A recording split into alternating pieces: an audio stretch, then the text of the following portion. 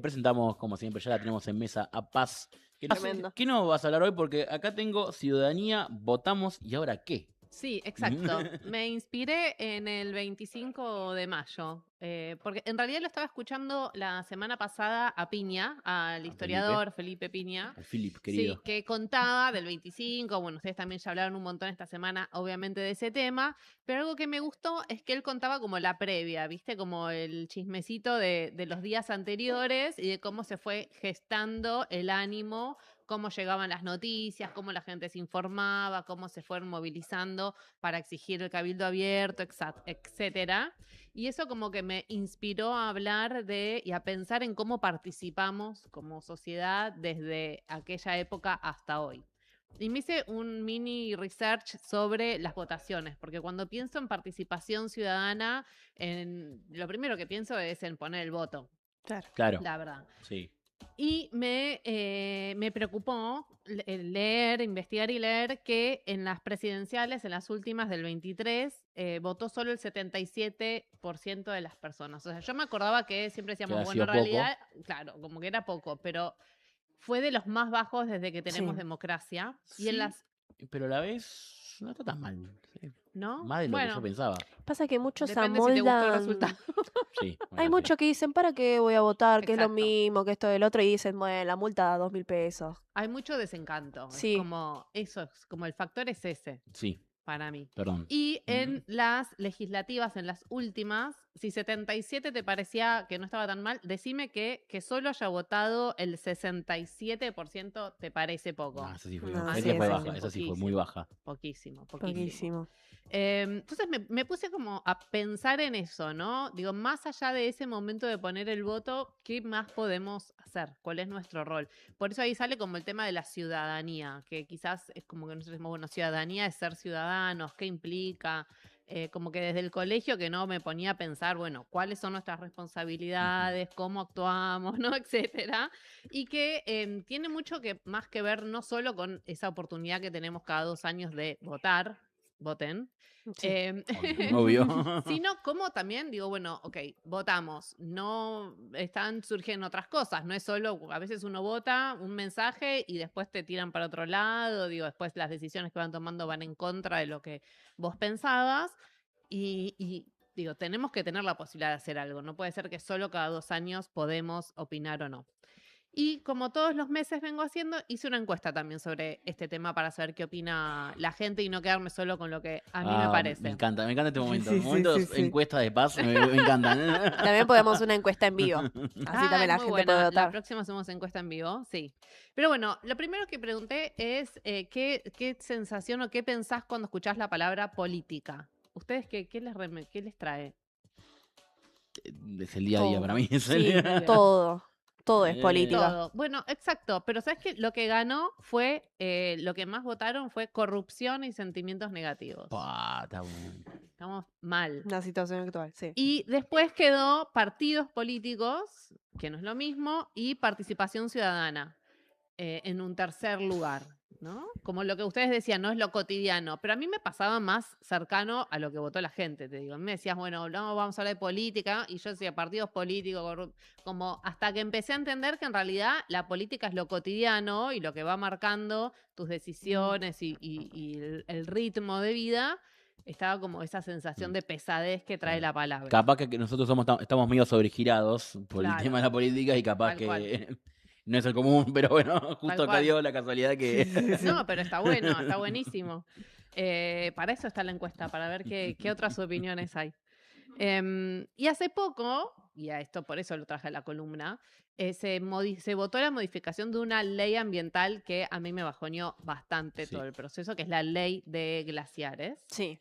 También estuve preguntando por eso a los encuestados y acá está el sobregiro para mi lado, ¿no? El 90% de los encuestados dijo que se informó y participó de alguna manera en el proceso. Y la ley de glaciares, para quienes no están al tanto, es una ley que en realidad fue sancionada en el 2010. Es una ley del paquete de leyes ambientales que se llaman leyes de presupuestos mínimos, que lo que dice no es un presupuesto en términos de plata, sino un presupuesto de establecer los requerimientos mínimos, las bases mínimas para igualar en todo el territorio nacional algunos criterios de protección ambiental. En este caso de esta ley es sobre ambientes, sobre glaciares y ambientes periglaciares. ¿Y por qué se protege estos ambientes con una ley? Bueno, porque son reservas de agua, son reservas estratégicas. De agua dulce encima. ¿Cómo? De agua dulce encima que escasea. Exacto, de agua dulce, de agua que abastece no solo a la población, sino también a las actividades económicas, etcétera. Y esta ley tenía una particularidad adicional, no solo, o sea, ¿qué implica proteger? Daba también una mirada preventiva, porque prohibía determinadas actividades productivas que pueden afectar el curso de agua. Uno de estas actividades productivas, que fue lo que motivó ahora que sea modificada la ley, es la actividad minera. Impedía que se generen actividades mineras en ambientes glaciares, que el ambiente glaciar es donde está el glaciar, pero también en sus alrededores. Y retroceder en esta protección es desastroso. Es terrible. Porque una vez que destrozás un ambiente glaciar, ya no hay vuelta atrás. Y han habido casos de derrames de químicos en mineras que contaminan el agua, que afectan a la población humana, porque en definitiva se abastecen de esa agua. Y la mayor parte de los glaciares están en ambientes con gran nivel de aridez, de falta de agua, por lo cual que estén presentes y activos es fundamental para la población.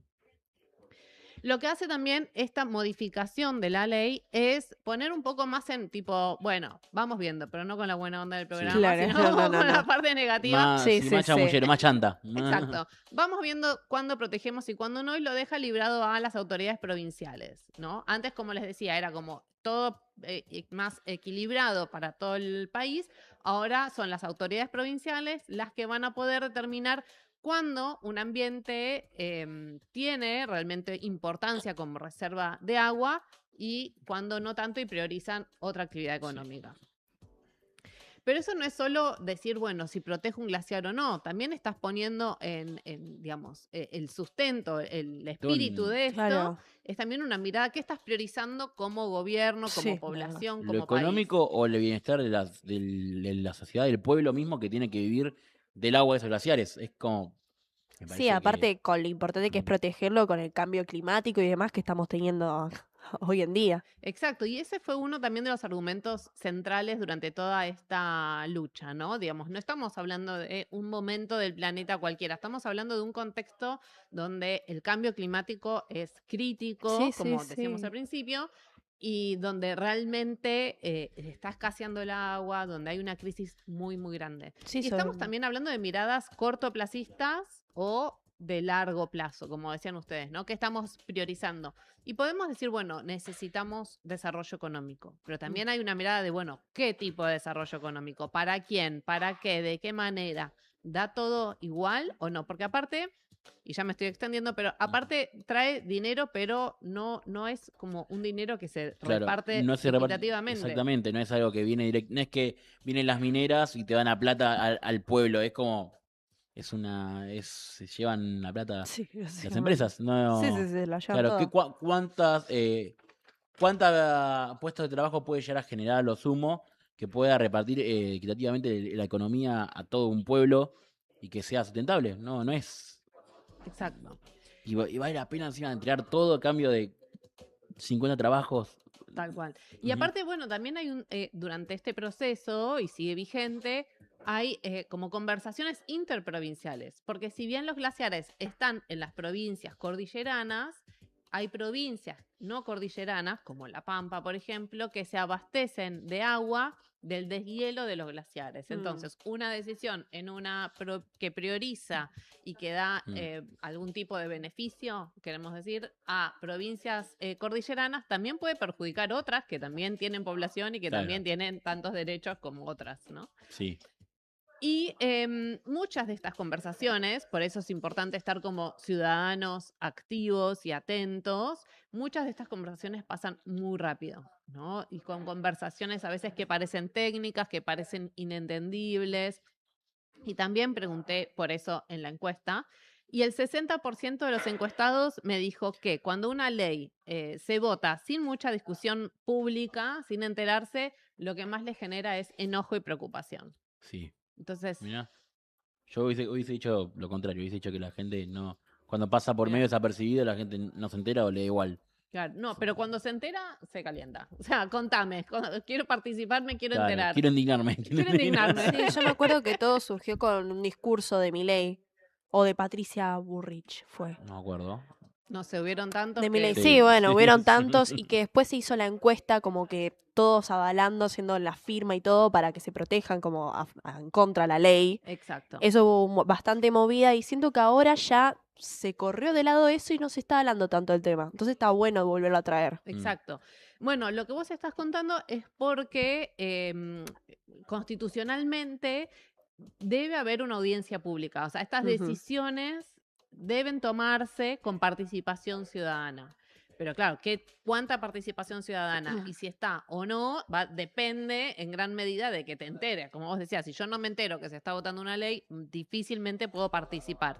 Por eso me gusta resaltar que ser ciudadanos activos, la ciudadanía incluye también informar, o sea, quienes están al tanto, como vos decías, muchas organizaciones, muchas ONGs que están en el tema, se ocuparon activamente de difundir que esto estaba pasando para que la gente pueda participar, porque si no es dificilísimo. Perfecto. Claro. Paz, tenemos Sí. al entrevistado ya, Sí, si nos están avisando, así que exacto. si querés cuando quieras puedes darle el pie y ya lo tenemos. Dale, antes de arrancar me parece importante, porque es algo que también quiero que él nos pueda contar, es contar un poquito de ese proceso, de cómo fue activando la movilización ciudadana, ¿no? Cuando la gente se empezó a enterar, se empezó a reclamar la audiencia pública que se debía hacer. Sí. Fue una de las audiencias públicas con más inscriptos. 100.000 personas se anotaron diciendo que querían tener voz para hablar en el tema. Y si bien la modificación a la ley se aprobó igual, ya hay una demanda donde más de 800.000 personas se anotaron, firmaron para revertir este proceso. Y eso me encantaría que Andrés Napoli, que es el director ejecutivo de FARN, Fundación Ambiente y Recursos Naturales, nos cuente un poquito más sobre el tema. Andrés, ¿estás ahí con nosotros? ¿Nos estás escuchando? Hola, hola. ¿Qué tal? Buen día, ¿cómo están? Hola Andrés, ¿cómo te va? Buenos días, bienvenido como siempre a Vamos Viendo. ¿Qué tal tu día? Y bueno, justamente la pregunta de Paz, no sé si la pudiste escuchar bien. Sí, no sé, sí, todo el proceso que tuvo que ver con la cuestión de la participación ciudadana para la aprobación, para el tratamiento de la ley de glaciares, de la reforma de la ley de glaciares. Bueno, ese es un procedimiento que se debió haber hecho originariamente en el Senado. O sea, el Senado fue la cámara de origen del proyecto enviado por el Poder Ejecutivo para reformar la ley de glaciares. El Senado se trató en 3 días la ley, después quedó estacionada por un tiempo, pero no hubo debate.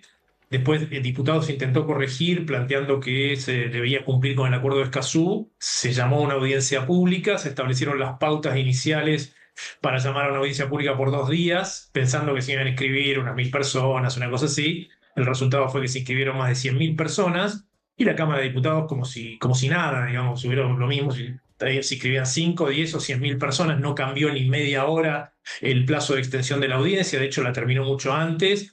Y lo que se hizo, lamentablemente, fue una audiencia fraudulenta, donde solamente participaron no más de 200 personas.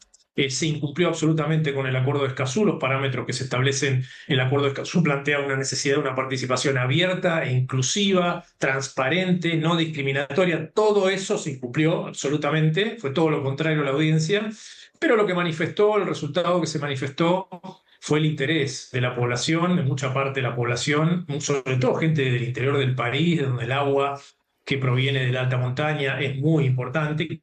Quizás nosotros en el área metropolitana de Buenos Aires no lo percibimos, pero en el interior del país es trascendente.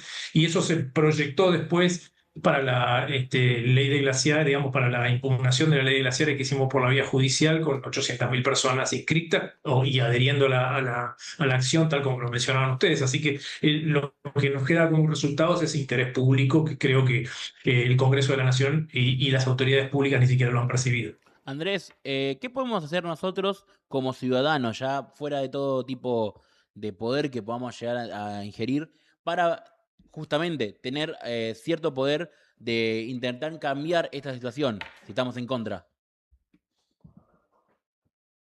Nosotros como ciudadanos lo que tenemos que hacer básicamente en temas que son tan trascendentes digamos, para la vida en general es, por supuesto, enterarnos de lo que está pasando, interesarnos, preguntar, dialogar con nuestros representantes, sean locales, sean representantes nacionales, de alguna forma, digamos, saber que estos temas de interés público reposan realmente en el interés público y en la medida que quede esto aislado a un grupo de conocedores, o pueden ser los científicos, o puede ser la academia, o puede ser las organizaciones, bueno, menos posibilidad de éxito va a tener, por lo cual el trabajo es muy, muy trascendente y yo creo que va a llevar, no es un trabajo que nace y muere en un minuto, es un trabajo que hay que prolongarlo en el tiempo, porque estos procesos, digamos, de degradación o de deterioro ambiental lamentablemente son acumulativos y hoy hablamos de glaciares, pero podríamos hablar de bosques también o podemos hablar de otros temas que involucran a otros bienes naturales. Puede ser, por supuesto, la cuestión del agua. En fin, requieren de un interés público permanente y persistente. Andrés, gracias, tal cual. Creo que es clave lo que vos dijiste, que fue una muestra importantísima de cómo va aumentando el interés de la gente en participar y en los temas ambientales particularmente, ¿no? Y vos comentabas el tema de la demanda que se presentó, donde más de 850.000 personas firmaron, y te quería preguntar por ese proceso, ¿qué implica y cómo va avanzando? Bueno, el proceso de impugnar una norma sancionada por el Congreso es un proceso complejo a nivel judicial porque existen diversas alternativas que uno podría plantear. Nosotros hemos iniciado esta acción, pero las acciones se van a seguir dando en el futuro porque el día que una provincia desafecte un glaciar de la protección, como sucede hoy, un glaciar que esté inventariado, esté en el Inventario Nacional de Glaciares y una provincia diga que ese glaciar no tiene relevancia hídrica, se van a presentar acciones nuevas. Cuando se haga la evaluación de impacto ambiental y se apruebe un proyecto, se van a volver a presentar acciones. Es un continuo, es un proceso continuo. Nosotros hemos iniciado esta acción en La Pampa porque entendemos que La Pampa es la provincia emblemática desde el punto de vista de los recursos hídricos que provienen de los glaciares, sin ser una provincia, digamos, digamos, como las cordilleranas, es la que recibe mayor afluentes hídricos. Creemos que es la gran perdedora de todas las provincias de la ley de glaciares y hemos interpuesto en la Justicia Federal de La Pampa esta acción porque además, por supuesto, hemos respetado también la adhesión del público, que es mayoritariamente del interior del país, por lo cual teníamos que encontrar emblemáticamente un lugar del interior del país para interponer esta acción y pues, lo hicimos en La Pampa. Estamos todavía esperando el pronunciamiento del juzgado. En primer lugar, hemos pedido una medida cautelar y después seguiremos por la acción de fondo, así que el proceso, como decíamos, es un continuo y lo sostendremos en el tiempo. Eso es interesantísimo, porque había como ciertas oposiciones, ¿no? Desde provincias cordilleranas de decir, bueno, ¿qué le importa al resto del país que no tiene glaciares? Y el caso que vos mencionás de La Pampa es un ejemplo clarísimo de por qué es importantísimo para todo el país, de que un ecosistema o de que algo que se ve como si estuviera lejano en una montaña, en realidad repercute y tiene implicancias más allá de los límites geográficos o de los límites que se le quiera poner. Pero también mencionabas que hay otras leyes, ¿no? Que como decíamos al principio, la ley de glaciares es una de las tantas leyes que están en lo que llamamos el paquete de leyes ambientales. Vos mencionabas la ley de bosques como uno de los otros ejemplos. ¿Y qué podemos esperar? O sea, ¿a qué tenemos que estar atentos de posibles retrocesos en otras legislaciones ambientales? Bueno, lo que estamos viendo da para un análisis un poco más amplio. Nosotros estamos viendo, digamos claramente, que esta idea del negacionismo en general del gobierno, negacionismo ambiental, negacionismo climático, está repercutiendo y trasladándose a la gestión. Ese negacionismo se traslada a una falta de gestión, a un retiro progresivo, digamos, de lo que es la gestión ambiental a nivel nacional, fundamentalmente, y delegando todas estas funciones a las provincias. Lo que pasa es que las provincias, algunas son provincias, digamos, que pueden, como el caso de las provincias cordilleranas, que pueden implementar procedimientos, proyectos mineros, por ejemplo, pero Los recursos hídricos no nacen y mueren en una provincia, corresponden a un conjunto de provincias, por eso tenemos un sistema constitucional que plantea la necesidad de establecer presupuestos mínimos para que unas no se beneficien en detrimento de la pérdida absoluta de las otras. Esto que está pasando en la Argentina, prácticamente yo lo empezaría a mirar como una balcanización del país en muchos términos, ¿no? Va a haber lo que se denominan los ganadores, Neuquén, podría llegar a ser Mendoza y San Juan, eventualmente Catamarca, y los grandes perdedores que van a ser el resto de las provincias, que van a sufrir consecuencias en ese sentido, se van a tener que hacer cargo de todo lo que no hace nación. Y eso repercute en muchas cuestiones. Imaginémonos el tema de los incendios. El tema de los incendios es, no hay una, digamos, previsión por parte del Estado Nacional en lo que es la prevención, no hay una previsión presupuestaria y lo que se tienen que hacer cargo las provincias, apagar los incendios después sin recursos. Así que esto de alguna forma me retrotrae un poco a lo que fue el proceso digamos, de lo que fue la reforma educativa en la década de los 90, en donde se transfirieron todas las funciones a las provincias sin recursos y terminó en una tragedia. Esperemos que no suceda lo mismo en el tema ambiental y que se pueda revertir. El tema perdón, vuelvo un poquito al tema de la gente cuando se entera, que no se termina de enterar del todo de estas medidas.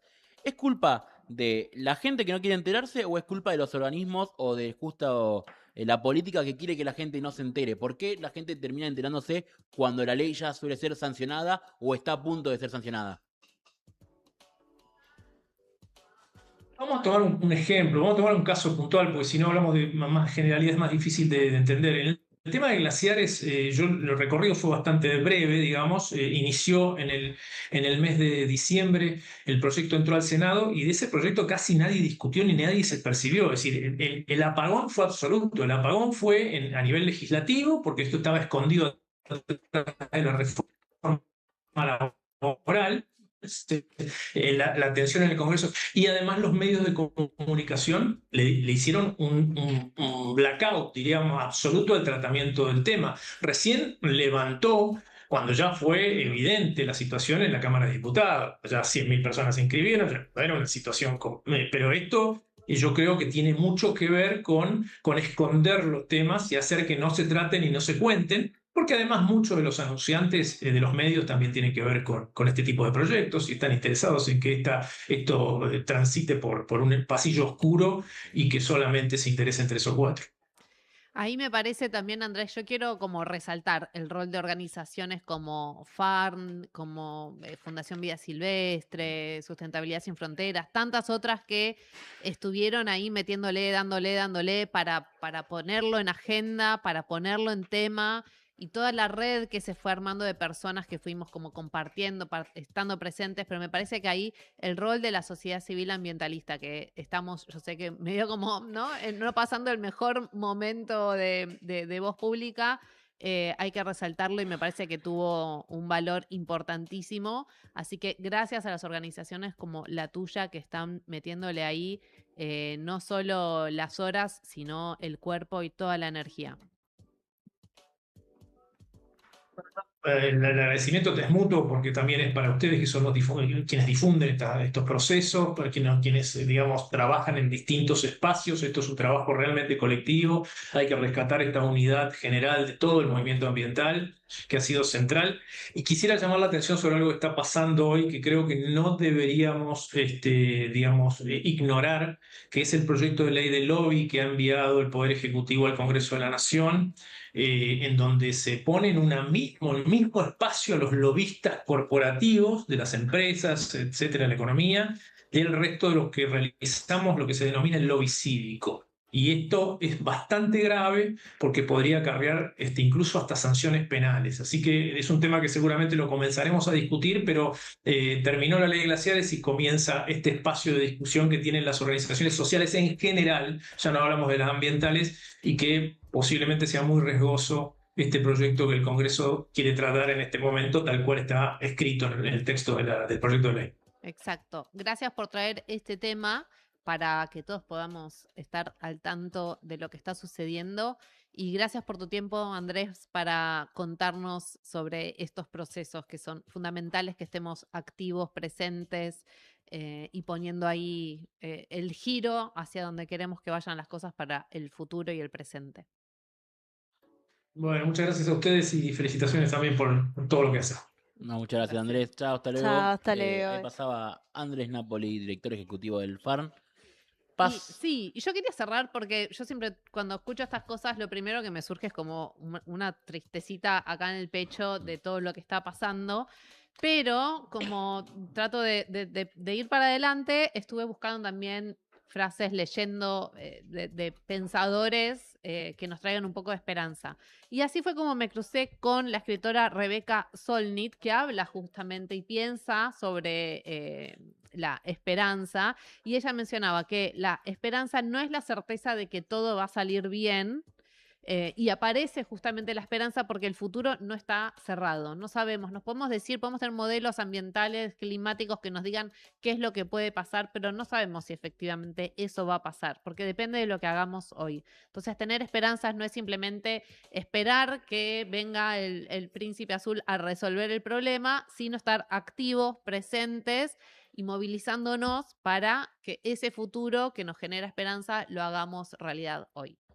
Perfecto, Paz. Muchísimas gracias. Gracias a ustedes. Espero que cuando la próxima vez que vengas, otras encuestas. Ahí vamos, vamos con el chismecito. Y Muchísimas vamos con gracias. encuesta en vivo también. Ahí pasaba Paz González, licenciada en Ciencias Ambientales y como siempre sabemos, docente de un 3 por